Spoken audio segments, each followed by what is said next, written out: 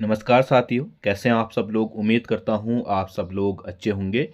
तो स्वागत है आपका हमारे YouTube चैनल की एक और वीडियो में। तो आज की वीडियो में हम बात करेंगे उत्तराखंड जीके की, जो कि हमारी आगामी सभी परीक्षाओं की दृष्टि से बहुत ही महत्वपूर्ण है।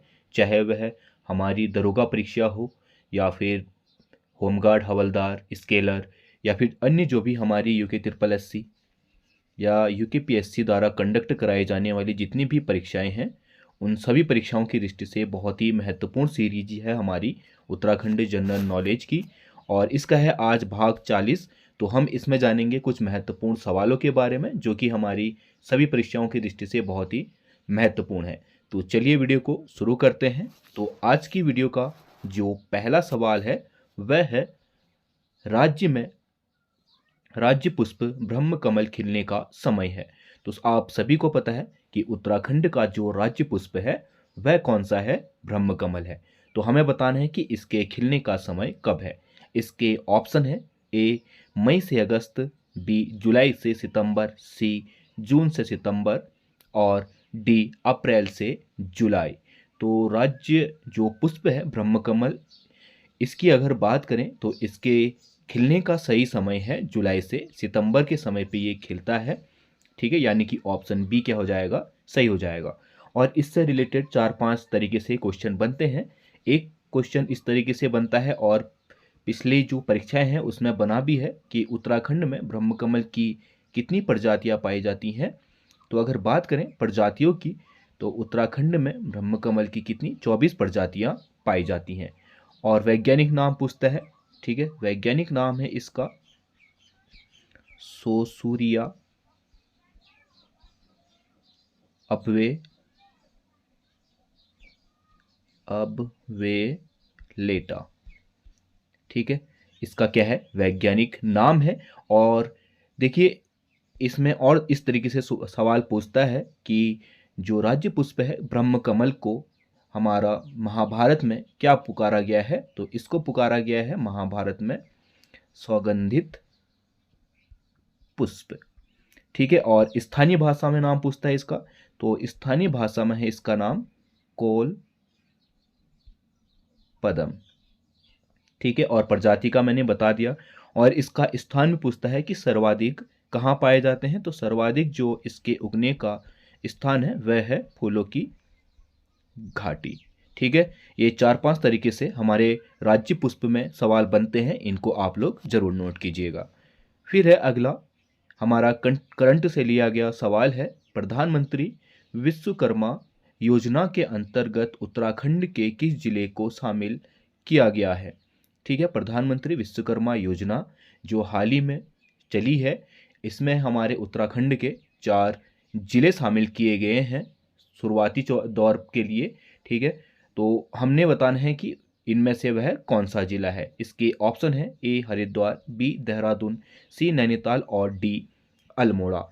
अगर बात करें हम विश्वकर्मा योजना की, तो विश्वकर्मा योजना जो है प्रधानमंत्री द्वारा 17 सितंबर, ठीक है, विश्वकर्मा दिवस बनाया जाता है जब 17 सितंबर को 2023 को इस योजना का शुभारंभ किया था। और इसको उत्तराखंड के कुमाऊं मंडल के, ठीक है, कुमाऊं मंडल के 4 जिलों से पहले चरण पे शुरू किया गया है। अब ये 4 जिले कौन कौन से, हमारा अल्मोड़ा, बागेश्वर, चंपावत, पिथौरागढ़। ठीक है, कुमाऊं मंडल के मुख्यतः जो हमारे पहाड़ी क्षेत्र हैं, पिथौरागढ़, चंपावत, अल्मोड़ा और बागेश्वर। ठीक है, इन 4 जनपदों से यह परियोजना अभी शुरू की गई है। तो इसमें हम देखेंगे ऑप्शन डी क्या है, यहाँ पे सही है। और बाकी जो ऑप्शन है वह गलत है। अभी यहाँ पे विश्वकर्मा योजना शुरू नहीं हुई है। ठीक है, अब हमने ये तो जान लिया कि विश्वकर्मा योजना कब आरंभ हुई थी, 17 सितंबर 2023 को। और पहले चरण में इसके 4 जिले को चयनित किया गया था। अब इसमें होता क्या है, इसमें जो भी हमारे हस्तशिल्प, ठीक है, जो भी शिल्प उद्योग से रिलेटेड लोग हैं या जिनके शिल्पकार हैं या हस्तकार हैं, उनको प्रशिक्षण दिया जाता है। ठीक है, इसमें और प्रशिक्षण के दौरान उनको जो प्रतिदिन है या प्रति प्रशिक्षण जो है, या इसको हम प्रति प्रशिक्षण कहें, 500 रुपये दिए जाते हैं पर प्रशिक्षण के। और जैसे ही उनका प्रशिक्षण पूरा हो जाता है, सवाल इस तरीके से भी बन सकते हैं कि जो विश्वकर्मा योजना पूर्ण होने के बाद मशीन सामग्री के लिए कितने रुपए दिए जाते हैं, तो 15,000 रुपये का लोन दिया जाता है प्रशिक्षण के बाद कोई भी मशीन खरीदने के लिए। जैसे मान के चलिए विश्वकर्मा योजना के तहत किसी ने सिलाई कताई सीखी, तो प्रशिक्षण के दौरान तो उसको क्या मिलेगा, 500 रुपये मिलेगा, ठीक है, पर पीस का। और जैसे ही उसका प्रशिक्षण पूरा हो जाता है, ठीक है, वह अपने कार्य में निपुण हो जाती है, तो उसके बाद उसको क्या दिया जाएगा, 15,000 रुपये दिए जाएंगे मशीन खरीदने के लिए, ठीक है। और इसी में अलग तरीके से जो है प्रथम चरण पे 2 चरणों पे ऋण भी उपलब्ध कराया जा रहा है। प्रथम चरण पे जो है 1 लाख रुपए का है और द्वितीय चरण पे 2 लाख रुपए का ऋण प्रदान किया जा रहा है, ठीक है। इन सब चीज़ों को भी आप लोग नोट कीजिएगा। फिर है अगला सवाल, मुचकुंद गुफा कहाँ स्थित है। तो मुचकुंद गुफा की बात करें तो यह बद्रीनाथ चमोली में स्थित है, ठीक है। कहाँ पे, बद्रीनाथ चमोली जनपद में।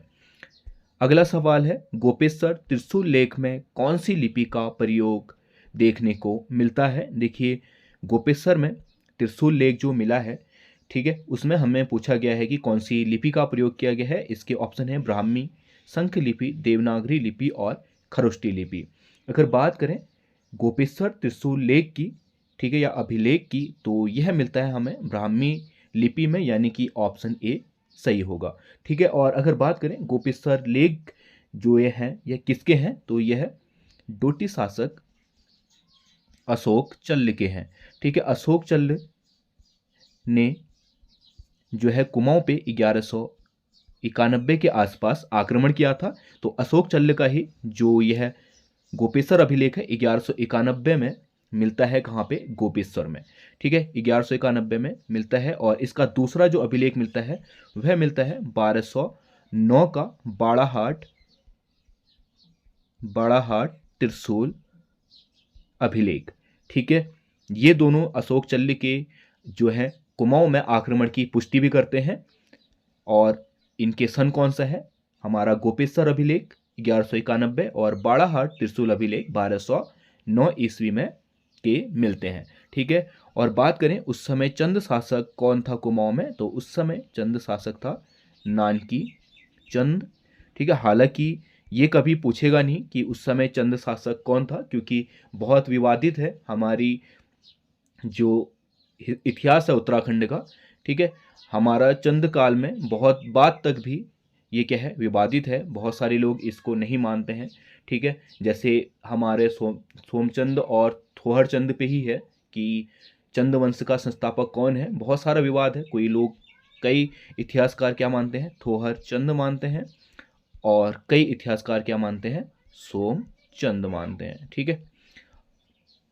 तो अलग अलग है, वैसे नानकी चंद पूछेगा नहीं, पर अगर पूछेगा तो बाय चांस आप याद कीजिएगा कि इस समय जो शासक था अशोक चल्ल के आक्रमण के समय, उस समय कुमाऊं में शासक था नानकी चंद, ठीक है। और अशोक चल्ल के आक्रमण की पुष्टि करते हैं हमारे 1191 का गोपेश्वर त्रिशूल लेख और 1209 का बाड़ाहाट त्रिशूल लेख।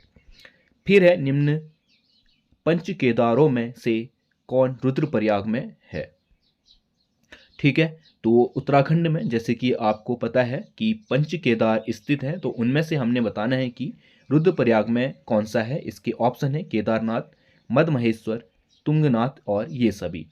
तो अगर बात करें पंच केदारों में से, तो ये सभी ही कहाँ पाए जाते हैं, हमारे रुद्रप्रयाग में पाए जाते हैं। तो ऑप्शन डी क्या हो जाएगा, सही हो जाएगा। फिर है अगला सवाल, प्रसिद्ध टपकेश्वर मंदिर कहाँ स्थित है।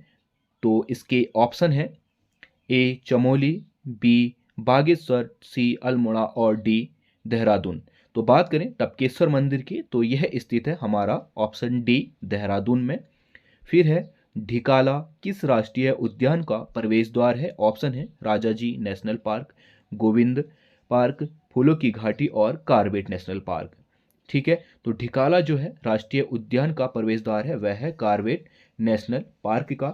अगर कॉर्बेट नेशनल पार्क की बात करें तो इसकी स्थापना 1956 में तत्कालिक जो गवर्नर थे सर हैली द्वारा की गई थी और हैली पार्क करके ही इसका नाम रखा गया था उस समय पे। और यह उत्तराखंड का ही नहीं, एशिया का प्रथम क्या है, राष्ट्रीय उद्यान है कॉर्बेट नेशनल पार्क। ठीक है, बाद में इसको क्या कर दिया गया था, कॉर्बेट नेशनल पार्क इसका नाम रख दिया गया था। तो कॉर्बेट नेशनल पार्क का ही द्वार है क्या, हमारा ढिकाला। और इसकी स्थिति की बात करें तो यह नैनीताल के रामनगर में, ठीक है, स्थित है और यहीं से इस राष्ट्रीय उद्यान में प्रवेश किया जाता है। फिर है अगला सवाल, टिहरी में बाल सभा की स्थापना कब हुई थी? इसके ऑप्शन है 1930, 1932, 1935 और 1940। अगर बात करें टिहरी में बाल सभा की स्थापना की तो 1935 में बाल सभा की स्थापना की गई थी और यह की गई थी सत्य प्रसाद रतुड़ी द्वारा इसकी क्या की गई थी, स्थापना की गई थी। ठीक है, फिर है अगला सवाल, लंदन फोर्ट किला कहाँ स्थित है? तो इसके ऑप्शन है ए देहरादून, बी अल्मोड़ा, सी चंपावत और डी पिथौरागढ़। तो लंदन फोर्ट अगर बात करें किले की तो यह स्थित है पिथौरागढ़ में और इसकी स्थापना की बात करें तो इसकी स्थापना 1791 में की गई थी। ठीक है, गोरखा सुब्बा द्वारा। ठीक है, उस समय गोरखा शासन चल रहा था कुमाऊं में, तो गोरखा द्वारा इसकी क्या की गई थी, स्थापना की गई थी। उसका तत्कालिक नाम उस समय क्या था, बावलकी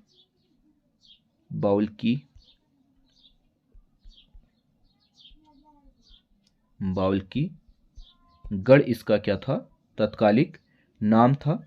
ठीक है, बावलकी गढ़ का किला इसे कहा जाता था। और ये इसकी स्थिति की बात करें तो पिथौरागढ़ में एक जगह है सिमलगढ़, ठीक है, वहां पे ये क्या है, स्थित है। और 1791 में इसकी स्थापना जो की गई थी वह सुब्बा उस समय था हमारा जोगा मल्ल। ठीक है, जोगा मल्ल का शासनकाल 91 से 92 में रहा। इसी ने इस किले की क्या की थी, स्थापना की थी। और जोगामल्ल से एक बहुत ही महत्वपूर्ण सवाल आता है और पिछली कुछ परीक्षा में आया भी था, अभी परीक्षा का नाम नहीं याद है मुझे, पर हाल ही में जो 3-4 परीक्षाएं पहले इस एक परीक्षा में पूछा गया था कि उत्तराखंड का पहला बंदोबस्त किसके द्वारा किया गया था या किस गोरखा शासक द्वारा किया गया था, तो वह कौन था, जोगा मल्ल ही था। ठीक है, उत्तराखंड का पहला भूमि बंदोबस्त किया था इसने। ठीक है, पहला भूमि बंदोबस्त किया था और इसी ने ही पिथौरागढ़ में लंदन फोर्ट किले की स्थापना की थी। इस लंदन फोर्ट किले को सोरगढ़ भी कहा जाता है और इसका प्राचीन जो नाम था बावलकीगढ़ का किला, वर्तमान में से लंदन फोर्ट के नाम से जाना जाता है। फिर है अगला सवाल, उधम सिंह नगर पृथक जनपद कब बना? इसके ऑप्शन है 1990, 1992, 95 और 97। उधम सिंह नगर की बात करें तो यह 1995 में एक पृथक जनपद उत्तराखंड के जनपद के रूप में अस्तित्व में आया था। तो ऑप्शन सी क्या हो जाएगा, यहाँ पे सही हो जाएगा। ठीक है, तो ये क्या थे आज के प्रमुख सवाल थे। उम्मीद करता हूँ आपको वीडियो पसंद आई है और अगर वीडियो पसंद आई है तो वीडियो को लाइक और शेयर ज़रूर कर देना और अगर चैनल में नए हो तो चैनल को सब्सक्राइब करके ज़रूर जाना। हम मिलते हैं तब तक अगली वीडियो में, तब तक के लिए बाय।